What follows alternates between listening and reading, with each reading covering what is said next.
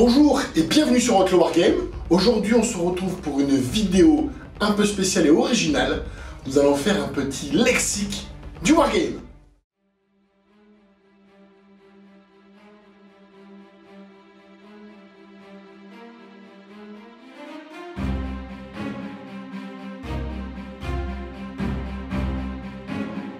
Dans un jeu aussi complexe que Warhammer 40 000, vous avez forcément des termes et des acronymes un peu complexes qui peuvent parfois perturber les joueurs, les débutants, voire les rebuter dans la compréhension du jeu et des parties. En plus, des workshops firme anglaise, forcément jeu à la base anglais puis traduit, on se retrouve avec beaucoup d'anglicismes, donc pour certains qui ont un petit peu de mal avec ça, ça peut s'avérer compliqué.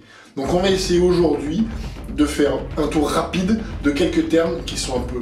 On va essayer aujourd'hui de faire un tour rapide de certains termes tendancieux, de certains acronymes difficiles à comprendre pour vous aider à les vulgariser. Au premier de ces messieurs, le FNP. FNP pour Feel No Pain en anglais, qui veut dire en gros insensible à la douleur, qui est une règle spécifique à certaines armées ou qui est gagnée grâce à certaines aptitudes de certains personnages. Prenons un exemple. Ici, les Bloodletters, les petits démons de cornes, ont fait les attaques, ont touché et ont blessé. Ils ont donc réussi 3 blessures que je vais tenter de sauvegarder à 6. J'en réussis une, je fais 2 échecs. Sur ces 2 échecs, 2 PV, 2 points de vie sont alloués en blessure à mon unité. Je vais donc tenter de les annuler grâce à mon apothicaire Space Marine sur des 6 et tenter un insensible à la douleur. Donc une fois que les blessures ont été allouées, je prends leur nombre total, à savoir 4, et ensuite je lance, et sur des 6, je les annule. J'annulerai donc une blessure, et du fait, je ne perdrai que un Space Marine et un qui se retrouvera à un point de vie. Le deuxième terme est un acronyme, c'est le TOS. Acronyme, c'est-à-dire qu'on utilise les premières lettres de chaque mot et on en fait un mot. Donc, TOS vient de tirage au sort, qui est en fait tout simplement le jet de dés au début de la partie pour savoir qui aura le premier tour. Vous connaissez les règles, au moins ça. Vous savez qu'au début de la partie, une fois qu'on a fait notre déploiement, une fois qu'on a disposé toutes nos unités, on jette un dé, celui qui a le plus haut score aura le premier tour. Numéro 3, la gunline. Littéralement en anglais, gunline c'est ligne de pistolet. C'est tout de suite beaucoup moins sympa, même si on est francophile. Donc gunline, ligne de pistolet, c'est quand une armée ou un placement fait en sorte que beaucoup des armes de tir d'une armée se situent en ligne ou en bloc, généralement vers le fond de la table, afin de pouvoir tirer le plus longtemps possible et le plus loin possible vers l'armée adverse. En s'offriant l'Adeptus Mechanicus, quelques chapitres Space Marine et nos amis les poissons tôt. Ainsi, avec ce positionnement, où toutes les unités de tir se sont mises relativement loin et abritées dans des décors, on a une véritable gunline avec toutes les armes de tir qui sont très reculées, qui peuvent tirer de très loin.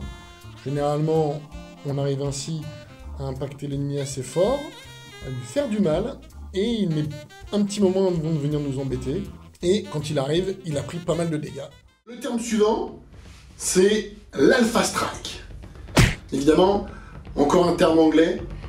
Strike, c'est taper, cogner. En l'occurrence, Alpha, c'est la première lettre de l'alphabet en grec. Donc, Alpha Strike, c'est vraiment taper fort dès le début, impacter dès le premier tour violemment son ennemi et lui faire le maximum de dégâts sur vraiment un tour, une phase ou 2, mais vraiment le dégrossir et ensuite permettre d'avoir une partie plus facile à dérouler puisqu'on aura beaucoup enlevé d'ennemis dès cet Alpha Strike, ce premier contact, ce premier impact. Très fort pour les Alpha Strike et ce qui se fait de temps en temps, ce sont les unités de Devastator dans les drop pods.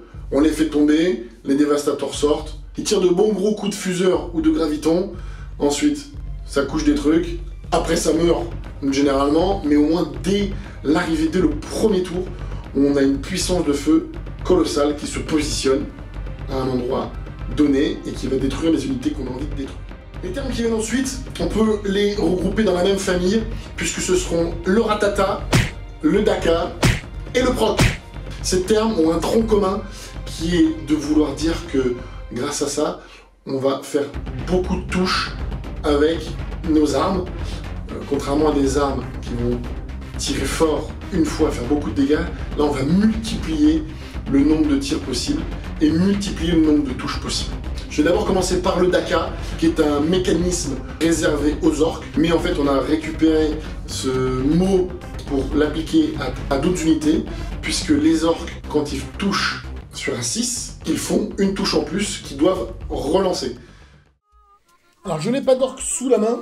Je vais donc prendre ce qui s'en rapproche le plus. C'est des gardes impériaux avec des gros bras qui vont, pour l'illustration, tirer sur le commissaire qui est en face.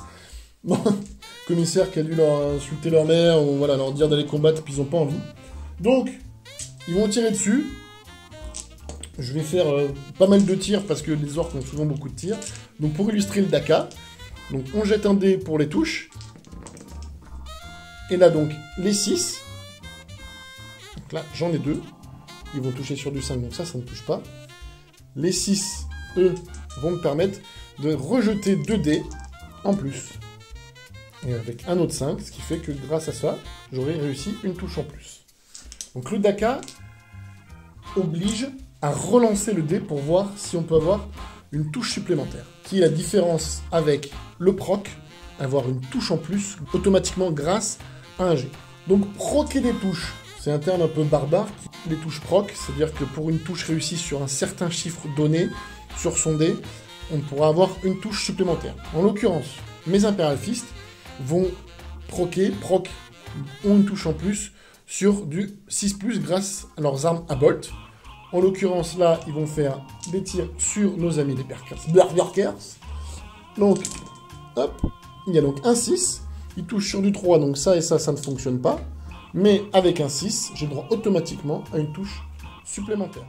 Toujours dans la même catégorie, mais pour illustrer encore un peu plus ce propos du proc, en l'occurrence, là, nos immortels vont faire 2 tirs chacun. Ils vont aussi toucher sur du 3.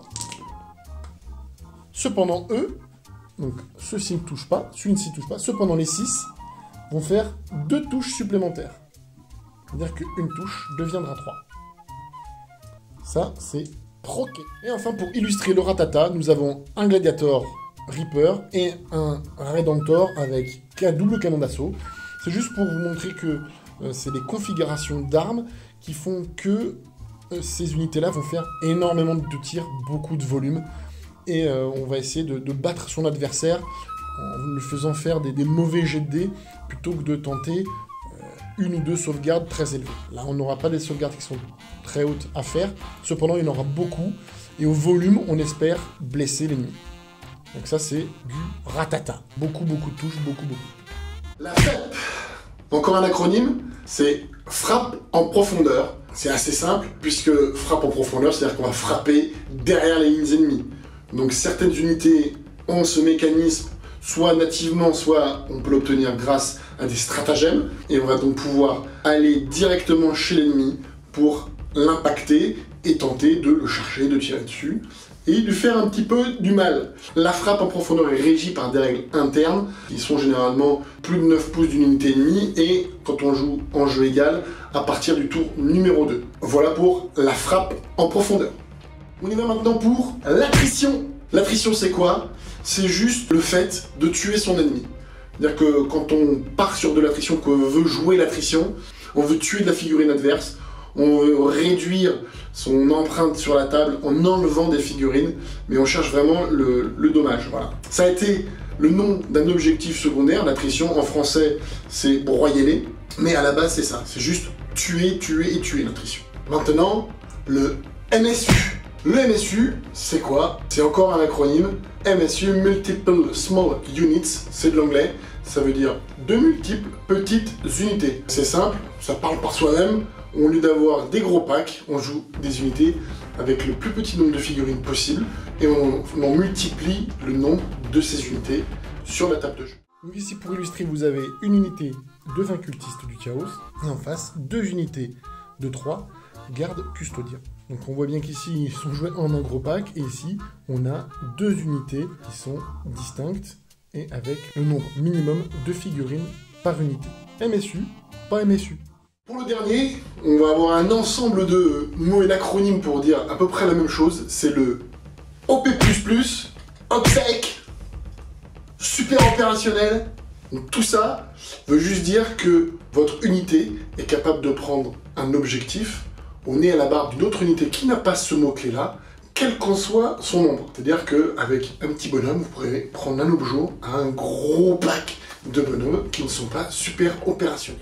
Et pour illustrer, nous avons mis un objectif de chez Torek Wargame Accessories, et dessus le joueur Necron a disposé 3 Discord Scorpec avec son plasmacite et un Scorpec Lord, en se disant là, mon objet il est bien protégé, je vais le garder jusqu'à la fin de mon tour, et je marquerai au début du prochain tour 5 points parce que je suis dessus. Le joueur Astra Militarum était positionné ici, il lui reste un seul garde qui va gentiment faire son petit mouvement pour venir mettre juste un pied ici. En l'occurrence, ce petit monsieur avec des gros bras a le mot-clé super opérationnel, enfin, lui permet, est une troupe, donc est super opérationnel, OP++, objectif sécure, OPSEC, et de fait, juste un petit bonhomme comme ça, prend l'objet à toute cette masse et de violence qui lui fait face. Après ces termes un peu techniques, on va enchaîner sur du jargon de joueurs. On va commencer par 2 petits termes qui sont les collants et les schtroumpfs. Les collants, c'est quoi? Essentiellement, on regroupe sous le terme de collants les gens qui portent des collants ou des leggings, à savoir nos amis les Eldar, donc soit Craftworld, soit Inari, soit Harlequin, ou même pour du collant et gothique, c'est nos amis Drukhari.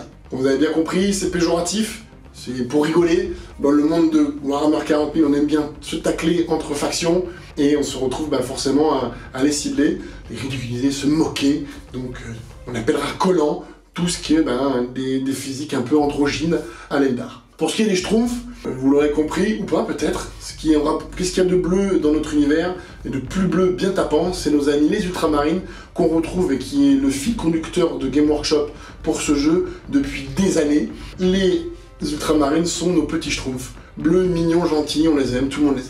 On en a terminé pour ces termes-là, du basique, du simple, on l'a fait vite, c'était juste pour vulgariser certains. Si vous en voyez d'autres, n'hésitez pas à les poster en commentaire, je me ferai un plaisir de les expliquer, ou vous pouvez également me les envoyer en MP sur Facebook, pas de soucis, je vous répondrai et je referai peut-être une vidéo de ce genre-là pour vous en expliquer certains. Eh bien, il ne me reste plus qu'à vous dire au revoir et à vous souhaiter une bonne journée sur Encore Wargame. Salut! Et non, petit bonus pour vous, on va expliquer les termes de vos youtubeurs préférés, parce que je suis sûr qu'il y a 2-3 trucs qui vous disent que vous comprenez pas. Allez, on se retrouve pour le bonus.